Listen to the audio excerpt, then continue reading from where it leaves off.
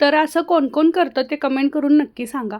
जर बटाट्याची भाजी बनवली असेल आणि जास्त खाण्याची इच्छा नसेल, तर अशा पद्धतीने तुम्ही मस्त असं सँडविच म्हणू शकता याला, आलू सँडविच.